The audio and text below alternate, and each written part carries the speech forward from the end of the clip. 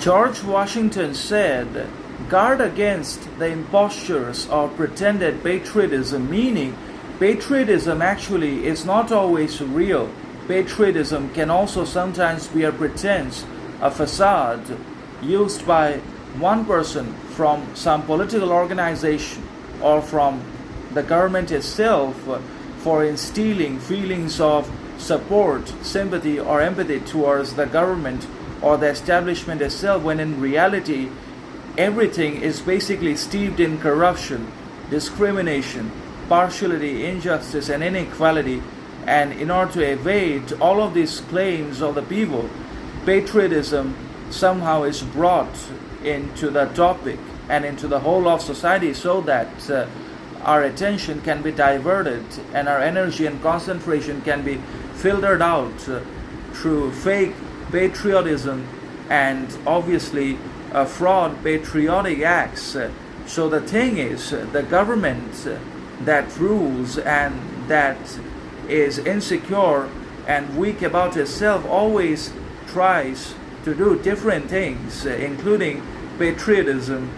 to basically convince people of its greatness, generosity, honesty, or loyalty, when in reality it actively participates in acts of corruption, discrimination, partiality, other sorts of racial behavior in one way or another. And that's why patriotism cannot always be trusted,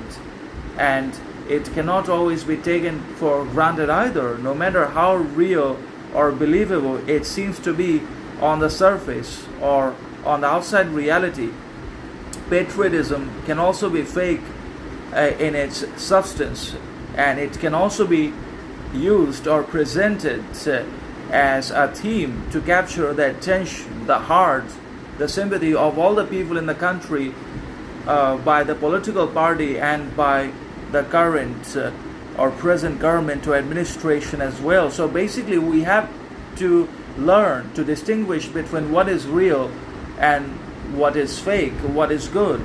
what is bad, what is believable, what is facade. And if we don't learn these distinctions and differentiations between good and evil, then we will lose